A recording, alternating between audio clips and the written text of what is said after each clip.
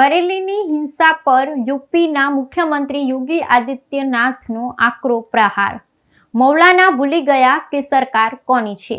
ઉત્તર પ્રદેશના મુખ્યમંત્રી યોગી આદિત્યનાથે બરેલીમાં તાજેતરમાં થયેલી હિંસાની ઘટનાઓ પર અત્યંત આકરો પ્રતિભાવ આપ્યો છે। તેમણે બરેલીની હિંસામાં સામેલ મૌલાનાનો ઉલ્લેખ કરતા કડક શબ્દોમાં ચેતવણી આપી હતી। મુખ્યમંત્રીએ જણાવ્યું હતું કે બરેલીનો મૌલાના ભૂલી ગયો કે સરકાર કોની છે। તેમનું આ કથન કાયદો અને વ્યવસ્થા જાળવવાની તેમજ અસામાજિક તત્વો સામે સખત વલણ અપનાવવાની તેમની સરકારની પ્રતિબદ્ધતા દર્શાવે છે। મુખ્યમંત્રી યોગી આદિત્યનાથે આ ટિપ્પણી એક જાહેર કાર્યક્રમ દરમિયાન કરી હતી, જ્યાં તેમણે રાજ્યમાં શાંતિ અને વિકાસના મુદ્દાઓ પર વાત કરી હતી। તેમણે ભારપૂર્વક જણાવ્યું કે અગાઉ ઉત્સવોના સમયમાં રાજ્યમાં અવારનવાર હિંસા અને રમખાણો ફાટી નીકળતા હતા, જોકે ભાજપ સરકાર આવ્યા પછી પરિસ્થિતિ બદલાઈ ગઈ છે। તેમણે હિંસા કરનારાઓને ચેતવણી આપી કે જો લોકો પોતાની ખરાબ આદતો છોડતા નથી તો તેમની ડેન્ટિંગ પેઇન્ટિંગ એટલે કે કાયદાકીય સખ્તાઈ દ્વારા યોગ્ય સારવાર કરવી પડે છે। મુખ્યમંત્રીના નિવેદનથી સ્પષ્ટ થાય છે કે તેમના સરકારની હિંસાના ષડયંત્રકારીઓ સામે કોઈ પણ પ્રકારની નરમાઈ નહીં દાખવે।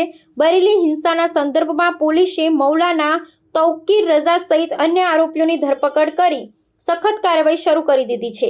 યોગી આદિત્યનાથે કહ્યું હતું કે ઉત્તર પ્રદેશમાં હવે કર્ફ્યુનો યુગ સમાપ્ત થઈ ગયો છે અને ગુંડાગીરી કરનાર કોઈ પણ વ્યક્તિ સામે એટલા કડક પગલાં લેવામાં આવશે કે તેમની આવનારી પેઢી પણ રમખાણો કરતા પહેલા 100 વખત વિચાર કરશે। आपने देखा होगा कल बरेली के अंदर मौलाना भूल गया कि शासन किसका है। वो ये मानता था धमकी देंगे और हम जबरदस्ती जाम कर देंगे। हमने कहा जाम नहीं होगा, कर्फ्यू भी नहीं लगेगा, लेकिन कर्फ्यू का सबक तुम्हें ऐसा सिखा देंगे कि तुम्हारी आने वाली पीढ़ी दंगा करना भूल जाएगी। क्या तरीका है ये? आप सिस्टम को ब्लॉक करना चाहते हैं और यह प्रवृत्ति थी यूपी के अंदर। 17 के पहले यही होता था और हम इसी बात को कह सकते हैं कि 17 के बाद हमने कर्फ्यू भी नहीं लगने दिया, लेकिन ऐसे बैरियर को चुन चुन करके वे जिस प्रकार की भाषा को समझते थे उस प्रकार की भाषा से उनको समझा करके उसको उसकी सजा दिलाने का काम भी किया है। और उत्तर प्रदेश की ग्रोथ स्टोरी यहीं से शुरू होती है।